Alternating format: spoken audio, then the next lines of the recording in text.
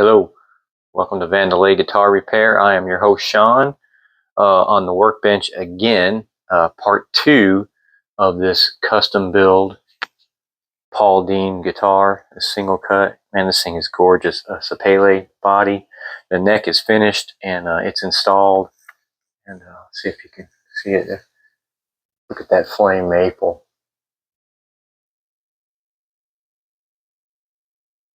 So it's a custom order for someone.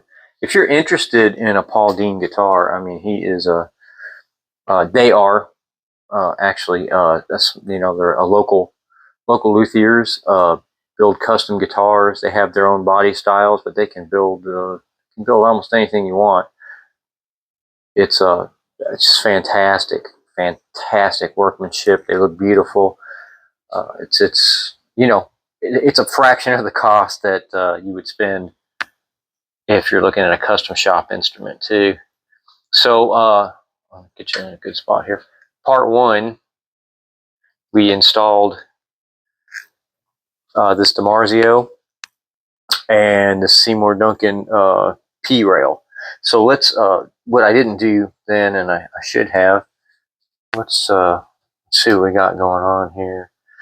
So the DiMarzio reads at 1360. The P rail reads at 1241. Now it has these dip switches, so if I cut that off, it reads at 7.15.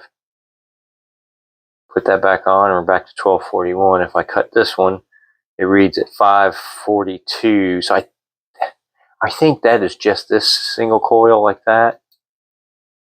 And then this is just the P90. That would make sense. And together, they're 1241. If you put both pickups together, 658. And obviously it's going to change depending on what you do here.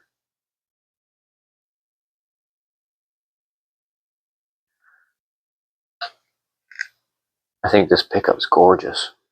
But yeah, so today, kill switch.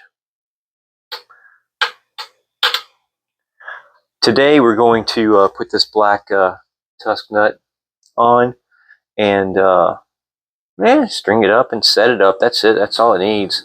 So first off, let's just see what the nut looks like up there. Hang on, let me shut this off and unplug it. And by the way, we have a 10-inch fretboard radius on this. Beautiful fretwork, by the way. Michael does a fantastic job. Let's see how much this weighs too. I'm curious. I haven't weighed it.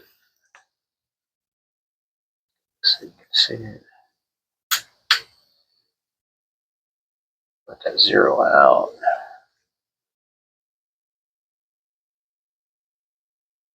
Right at 8 pounds. Good weight. So that's about the weight of a gallon of milk, I think. So we've got a gallon of tone here. Actually, both my Les Pauls, my studio and my tribute weighed just almost right at 8 pounds. So I do like that weight. It's a comfortable weight. There's enough girth to make you feel like you're playing an instrument, but it's not so heavy that it destroys your back.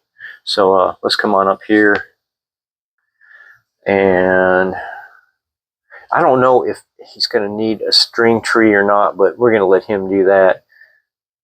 Yeah, so that's going to look good there. So first thing I have to do is, obviously, this fits very well as far as it fits perfectly on the ledge. It is the right width, but I need to take it down some. So the easiest way to do this is to just sand it. Otherwise, we'd have to cut it tremendously, and you'd have a lot sticking up, and or sand it at the top. And easiest thing to do is just sand it at the bottom. And if we just use some sandpaper, we can just do it like that. So hang on, let me get everything set, and we will sand this down some. Okay, so what I have here is something I don't use too often. Actually, it's 80 grit sandpaper, and all I do is just hold it carefully and run this back and forth, and this will keep it sanded evenly. I don't know how well you can see that. and we'll get it down to where it's closer to the fretboard.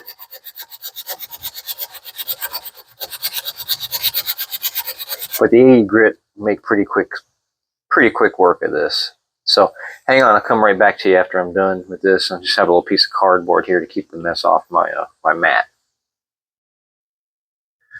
All right, so we are almost there. And one of the ways I check this, there's a lot of ways. I just grab something like a string gauge and put it in the first slot or any slot, and then let it rest on a 3rd fret.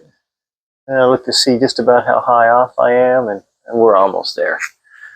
So I want to get it really close. I mean, we're going to have to cut the nut anyway, obviously, but get it as close as we can so that it doesn't stick up too high. So let me just put this on the sandpaper for a few more moments. We should be done. Okay, I think we're in good shape.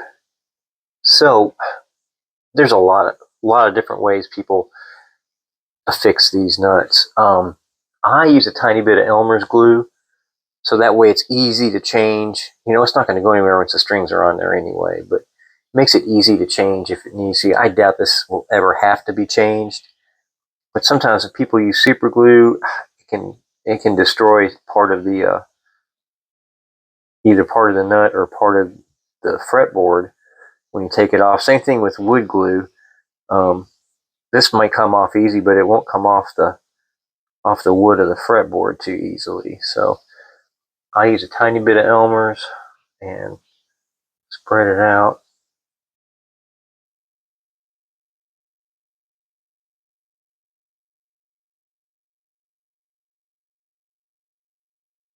And then I let it dry for, 10 minutes or so.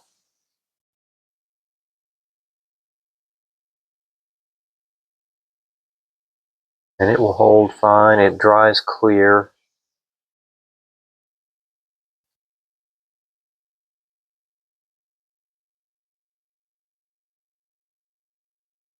And anything that comes out, obviously, I wipe off immediately.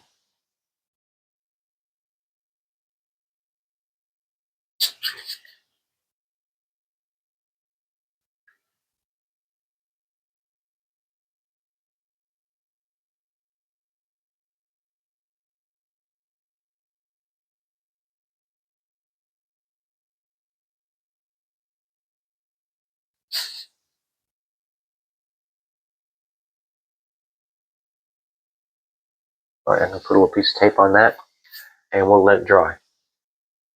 All right. So that looks nice.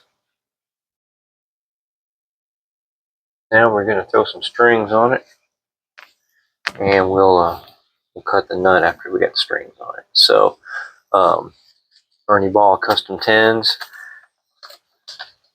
and I'm going to throw these on now.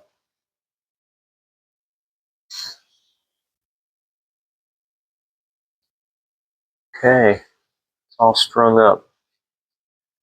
So I'm going to cut this nut and set the action and the intonation, and that should be all we need. I don't think the neck will need a shim. Looks like it's all going to be okay.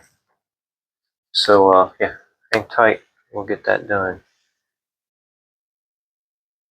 Okay, so we're gonna file this nut.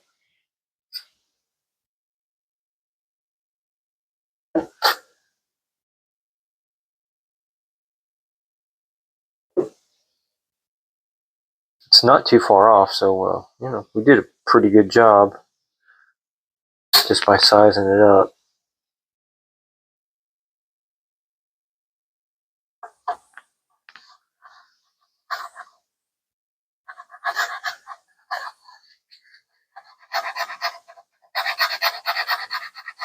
And like always,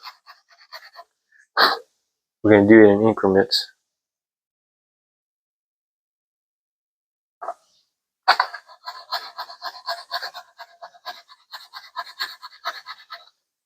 Because you can always go lower, but not easy to go higher.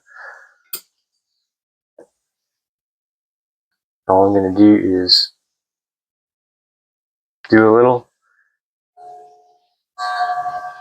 This is 2.5 step down, by the way. I don't have to get perfect, just close. I like to just press on the 3rd fret. How close we are off that. And we're, like I say, we're almost there. So I'm going to go through, I'm going to file all of these and get them down to where they're almost touching the 1st fret, but not quite. I also want to cut this at a little bit of a downward angle. Usually seems to work best.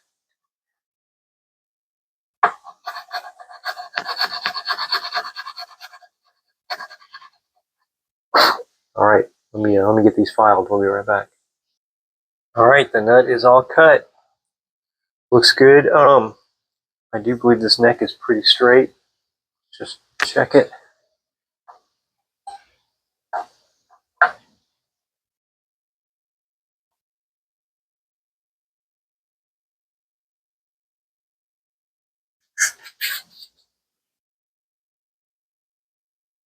Yeah, that should be good. So I'm going to lower the action a little and set the intonation.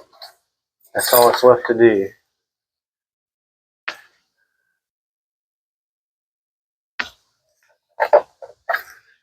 Let's see where we're at here.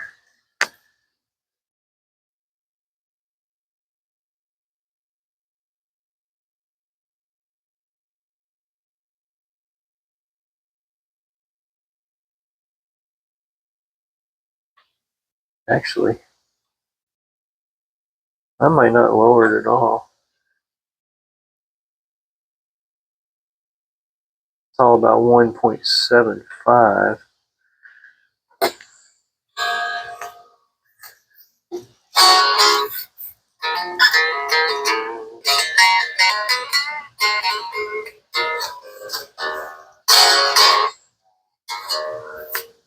I think I'm going to leave it there and go ahead and set the intonation.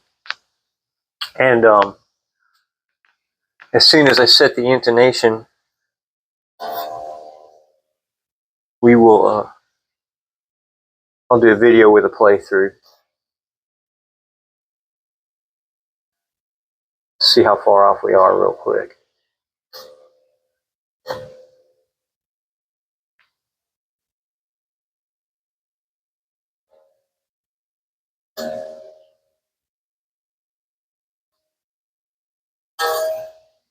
All right, we're pretty far off. A little more than a cent. So let's go ahead and set this, and I'll be right back.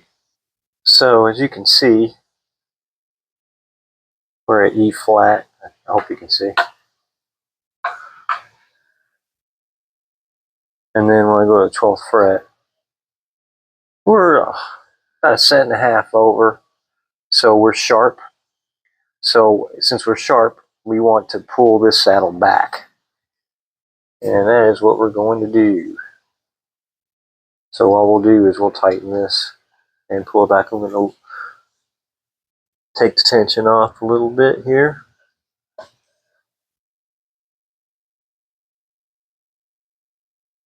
And I'm going to kind of guess. I think that is probably pretty close.